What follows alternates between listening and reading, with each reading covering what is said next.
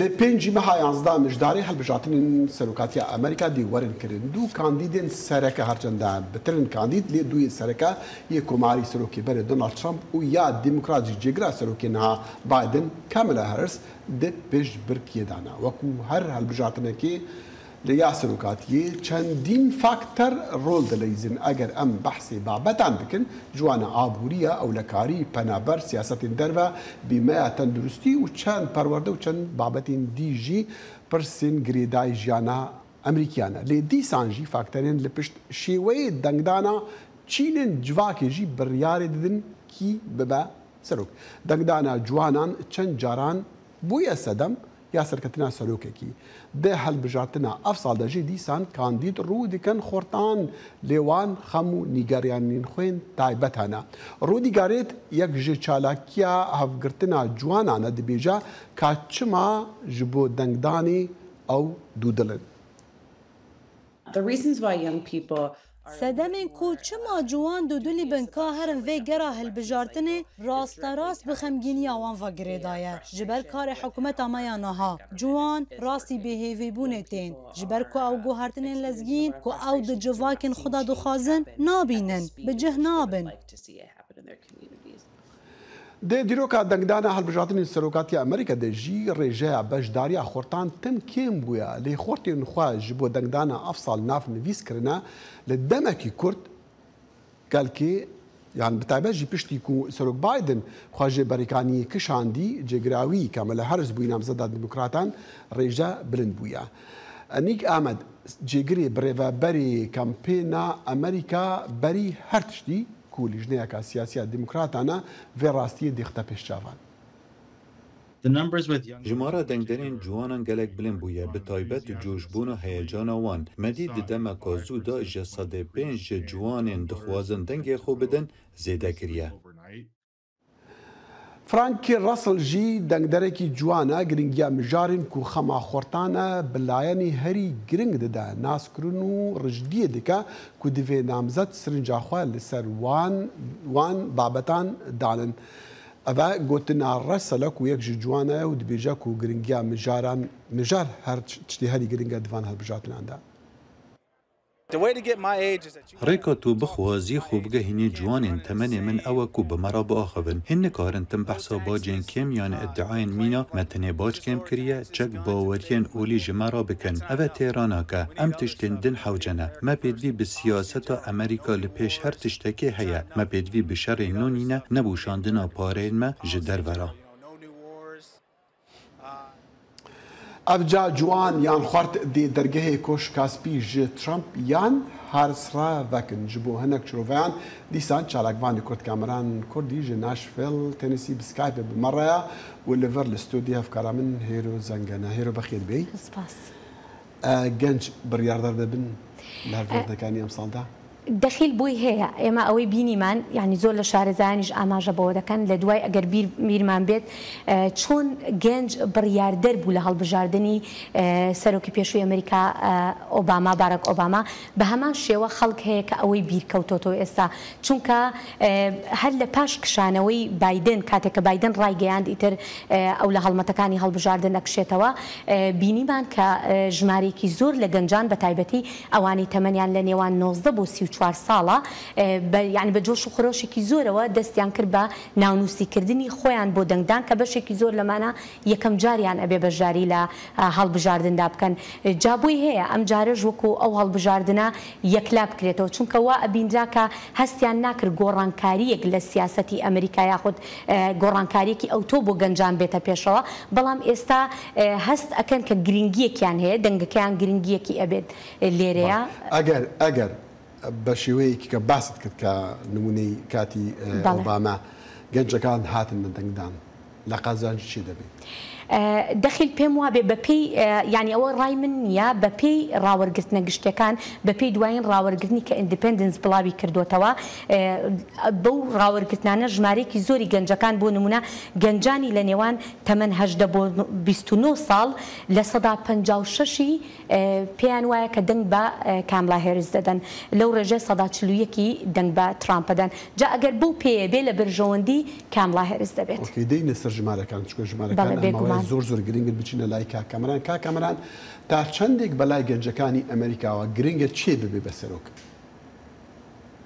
بەڵێ دووبارە سڵاو بە دڵنیاییەوە گەنج ئێمە زانین شتێکمان هەیە لە ئەمریکا هێرۆخان باسی براک ئۆبامای کرد پێڵێن ئایدنتیتی پاڵیتیک زۆربەی زانستی سیاسی یا بڵێن مامۆستاکانی زانستی سیاسی باس لەوەکەن لە کاتی هاتنی ئەوە گوشم و تینێکی پێداهێناوە تا شوناسی سیاسی و گەنج هەمیشە بۆ نمونە ئەگەر دیموکراسی بریتی بێ لە نوێنەرایەتی دەنگی خەڵک گەنج وێنەی خۆی لەو کاندیدانەیە ئەوێ ببینێتەوە کە ئەڵێم وێنەی خۆی مەبەست لەوێ تعبیر بێ لە حەزوو ئارەزوو ڕاکانی ینی خەونەکانیان بۆ نمونە ئەگەر سیر بکەینێشە لە گەورەترین ڕەخنەکان لە هەردوو بەرەکە ئەوە بوو هەم بایدن هەم ترامپ تەمەنیان هەڵکشاو بە تایبەتی بایدن لە 80 و چەندێک نزیکە بۆ ینی ترامپیش ئەگەیشت خەڵک نیگەران بوو لەوەی کە ئەمان دوو کەسن نوێنەرایەتی جیلێکوونەوەیەکە کە ئێمە لە بیرمان نەچێت لە ئەمریکا چەندین نەوەمان هەیە بۆ نمونە جنسیمان هەیە ئەوەی کە لە سیاقی کاتێکی دیاریکراوە لە دایک ئەبن هەڵگری کۆمەڵێکی ینی هەم بارودۆخەکان کاریگەریان هەیە هەم گۆڕانکاریەکان دیاریکەریان هەیە بەڵام یەک خەڵ زۆر گرنگە لە بیرمان نەچێت وەختی خۆی لە زانستی سیاسیش ئێمە باسمانە کرد بەگشتی گەنج لە ئەمریکا پێڵێن ئاپەتی ینی هەست و سۆزی سیاسیان زۆر کەمە بەشداری ناکەن ڕاستە لەوانەیە هێنانی هارس کەمەلا هارس چونکە کەسێکی گەنجە هەندێک بە تایبەتی ڕەگەزی مێی نەخۆی لێیا ببینێتەوە بەڵام من لەوەیە گرنگی ئەبینمەوە لە چ شوێنێک گەنجەکان ئەیە چونکە ئێمازانی هەندێک لە ویلایەتەکان یەکلا بۆتەوە بۆ نمونە کالیفۆرنیا نیویۆرک ئەبێ پرسیاری سەرەکی لەوێ بێ گەنج لە شو ئەتوانێت گۆڕانکاری کا بە تایبەتیەوەی کە پێڵێن سوینگ ستیت ئەوە بابەتێکی زۆر گرنگە هەلبەتە هەموو جارێک ئێمە باسەکەین چونکە ئەوە بڕیاردەرە لەم هەڵبژاردنەدا بەڵام گەنج لەو وەکو کاکەمەرانش دەڵێ لەو شوێنانە چەند دێنە پێش و چەند دەنگەدەن بۆ ئەوەی بڕیاردەر بن بەڵام کاکەمرە باسی شتێکی کرد کە گەنج زۆر ئەوە نین یعنی پەرۆشەوە نین دەنگ بدەن دەخیل ئێمە یەکشت لێرە ینی بیرمان نەچێت گەنج لە هەموو بابڵین لە هەموو کاتێکە خواستی گەنج گۆڕانکاریە گۆڕانگان شتێکی جیاواز بێتە ئاراوە جا ئەگەر ئێمە جارێکی تر بگەڕێمەوە بۆ سەردەمی باراک ئۆباما جیاوازەکەی باراک ئۆباما لەوێت چی بوو جیاوازەکەی ئەوە بوو کە بۆ یەکەم جار بوو کەسێکی ڕەشپێست گەیشتە ئەو ئاستە بوو بە کاندیدی سەرەکی حیزبێک و سەرکەوتنی بەدەستێنانی گەنجەکان ئامادە بوون بۆ ئەم گۆڕانکاریانە ینی زۆرینیان دەنگیان بە باراک ئۆبامادا ئێستاش ئەو گۆڕانکاریە لە ئارایە ئەگەر ینی بەو پێەیە شارەزان وا بیرەکەنەوە دەنگی گەنجان زیاتر بۆ کاملا هێرز بێت تەنها لەبەر ئەوەیە کە کاملا هێرز گۆڕانکاریەکی نوێیە ئەگەر کاملا هێرز ببێ بە سەرۆک ینی مێژوویەکی نوێیە بە وڵاتی یەکگرتوەکانی ئەمریکا پێم وابێت گۆڕانکاریکە کە ژنێک ببێ بە سەرۆک بە تەکید بەڵام ژمارەکان وەکو بڵێن ڕاوەرگرتنی گشتی لە ئەمریکا دیسان هەندی شتی نوێ هەندێ پەیامی نوێمان پێدەداتن و من دەزانم ئاگاداری ئەو ژمارانە شتێکمان پێ دەخیل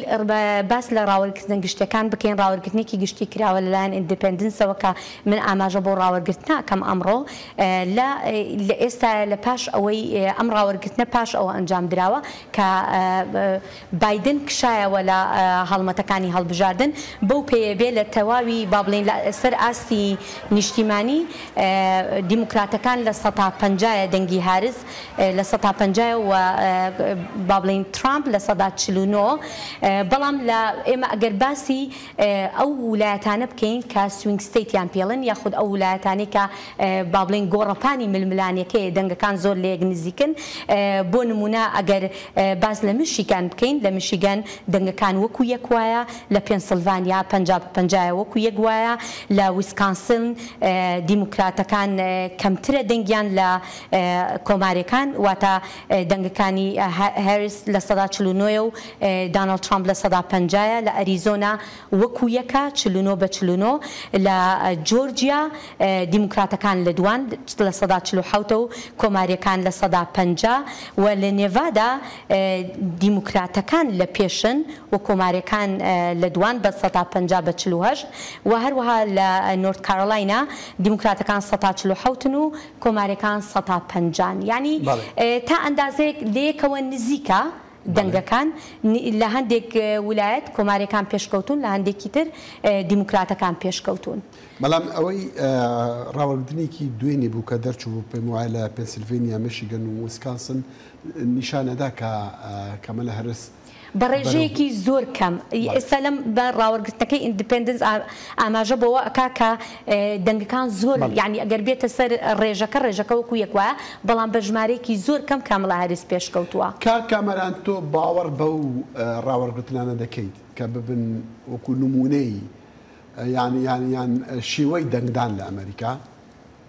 بە دڵنیاییەوە لە زانستی سیاسیە ئێمە هەمیشە پەنا بینە بەر بڵین ڕاپرسیەکان و پۆڵەکان وەک نمونەی مەعەدەلی وەرەگرین بەڵام لە بیریشمان چێ